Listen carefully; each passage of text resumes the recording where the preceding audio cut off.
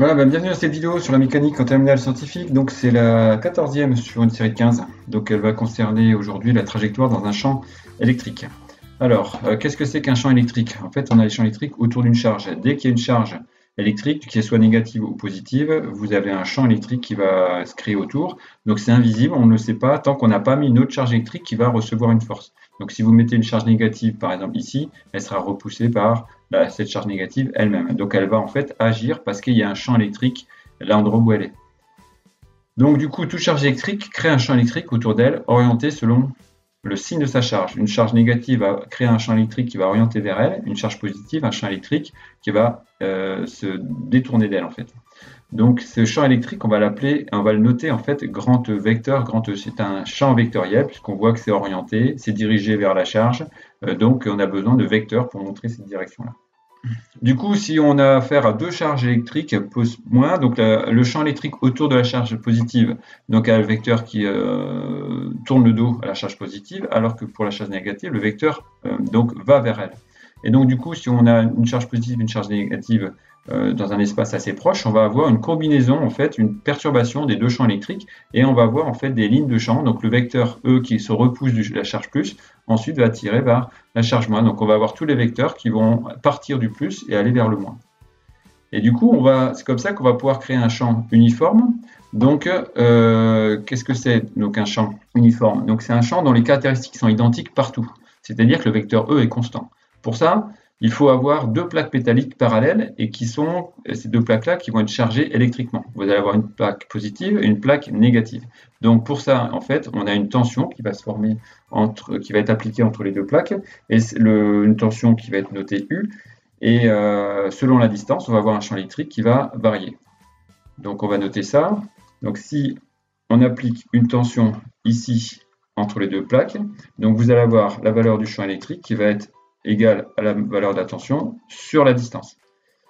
Au niveau des unités, ça donne quoi? La tension, c'est en volts, la distance, elle est en mètres, donc ce qui fait que le champ électrique, lui, il va être en volts par mètre. Alors maintenant, la force électrique, qu'est-ce que c'est? En fait, c'est à partir du moment où vous avez une charge électrique qui est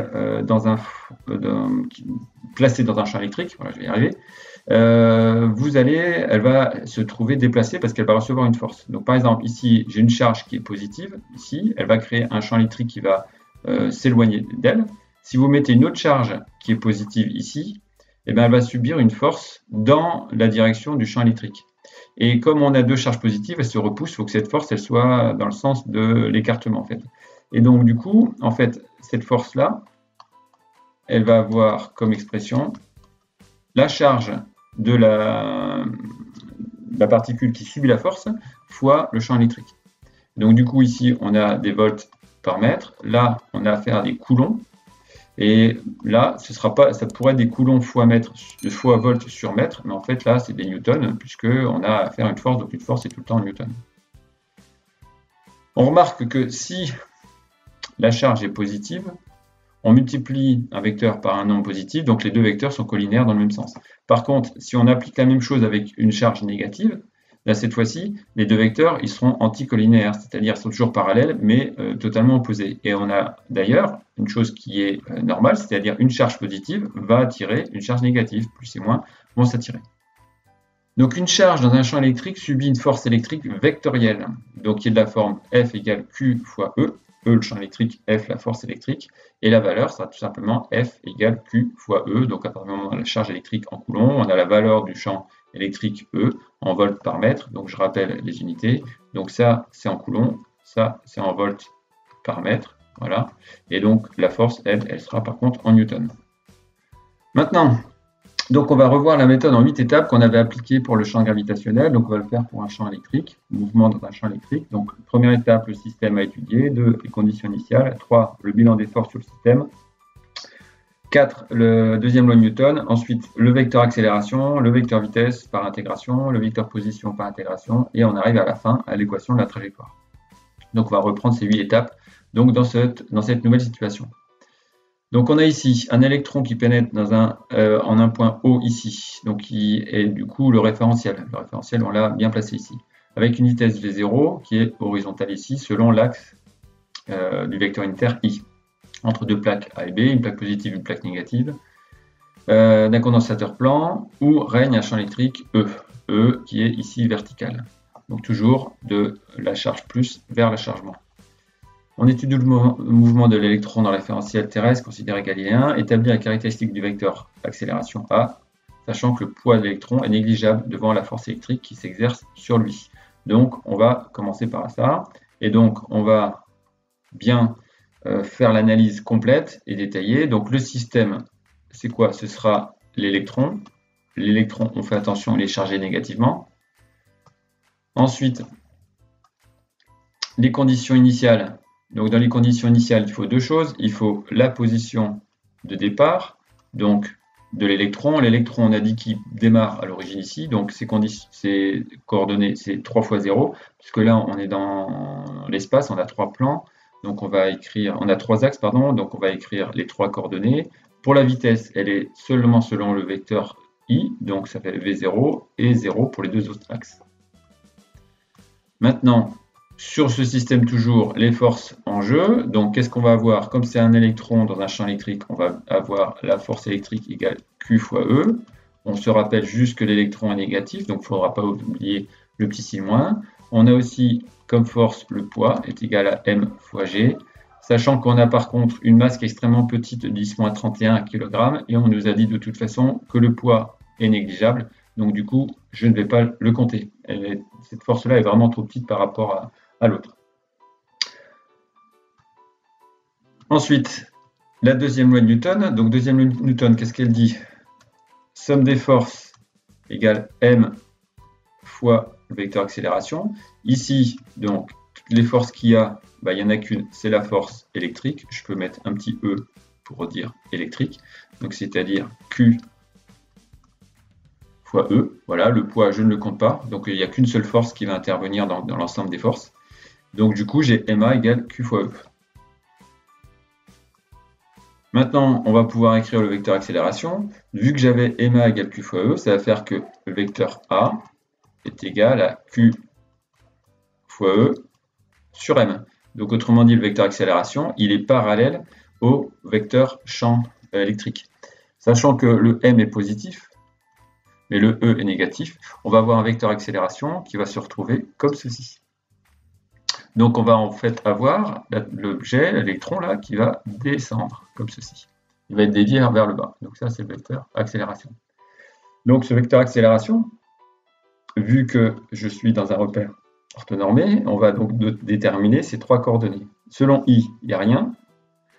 Selon J, il n'y a rien non plus. Et selon K, on voit que le E est orienté selon K. Et donc on va avoir en fait le vecteur accélération, comme on a vu qu'il est opposé à E, il va être dans le sens négatif. Donc ça va être moins Q sur M fois E, en sachant que si je dis que c'est moins, ça veut dire que je suppose que je prends une valeur positive pour le Q. Donc le signe moins, là, je mets bien devant pour bien rappeler qu'il y a un signe moins. Alors soit je mets le signe moins comme ça, ou alors je peux mettre juste Q sur ME, mais dans ce cas-là, il faudra que je me rappelle que la charge Q, là, elle est négative. Donc dans tous les cas, il faudra que j'ai un signe négatif. Voilà, on a répondu à la première question. Ensuite, pour arriver aux équations horaires, donc x, y, z, donc il faut qu'on arrive à la vecteur position. Et pour arriver au vecteur position, il faut d'abord passer par le vecteur vitesse. Donc, du coup, qu'est-ce que je vais faire? Je vais intégrer le vecteur accélération ici pour pouvoir déterminer les coordonnées du vecteur vitesse. Qu'est-ce que j'ai ici? J'ai 0 ici. Donc, ça veut dire que ce que je vais prendre là, quand je dérive, ça donnera 0. Donc, qu'est-ce que c'est? C'est une constante. Donc, je mets constante C1. Comme j'arrive ici en accélération, je pars d'une constante qui a été dérivée. Je dérive une constante, ça fera 0. Et ici, pour avoir moins Q sur ME, ça veut dire qu'en fait, j'avais ceci, fois T. Quand je dérive pour arriver à une constante, c'est que j'ai la constante fois la variable T, plus, évidemment, une constante d'intégration, C3. Puisque quand je dérive C3, ça me fera 0, donc le 0, je ne le vois pas. Qu'est-ce qu'on sait des constantes d'intégration? Ce sont les valeurs que j'ai à l'instant t égale 0, c'est-à-dire les conditions initiales. Au niveau de mes conditions initiales, qu'est-ce que j'avais? Je le renote ici. j'avais V0 qui était V0, 0, 0. Voilà. Donc ça veut dire qu'en fait, finalement, ben, ma première constante, c'est V0. Et ensuite, le Z constante, c'est 0. Donc je vais avoir 0 ici, et je vais avoir moins Q sur M, E, T, plus 0, qui est là. Voilà, donc j'ai mon vecteur vitesse. Et après ça, ben, je vais remonter à mon vecteur. Après ça, je vais remonter à mon vecteur position, en utilisant mon vecteur vitesse qui est ici, en sachant que si je dérive mon vecteur position là, je vais retomber sur ce que j'ai ici. Donc, comment je fais pour retomber sur V0 en ayant dérivé? Donc j'ai V0 qui est constante, fois la variable t, plus une constante d'intégration, donc j'en suis à C4 ici. Ensuite, j'obtiens 0 ici. Donc, ça veut dire que j'étais parti d'une constante. Quand je dérive une constante, ça fait 0. Ensuite, j'ai moins Q sur ME fois T. Donc, qu'est-ce que j'ai? Puisque en dérivant j'ai T, donc ça veut dire que je suis parti de T carré. Donc, j'ai T carré. Donc, Q sur M, alors, hop, valeur absolue, puisque j'ai déjà mis le signe moins, donc fois E, voilà. Mais quand je dérive, j'ai un 2 qui traîne, donc ça veut dire qu'il faut que je mette un 1,5 pour éliminer le 2, puisque là, je n'ai pas le 2 dans la vecteur vitesse. Et je n'oublie pas que je vais avoir une sixième même, constante d'intégration. La position, je sais qu'au début, j'étais au niveau de l'origine. Donc ça veut dire que j'avais 3 fois 0. En fait, le point de départ, c'était 0, 0, 0. Donc ça veut dire que mon vecteur OG, ici, il va avoir comme coordonnées, il va avoir ceci.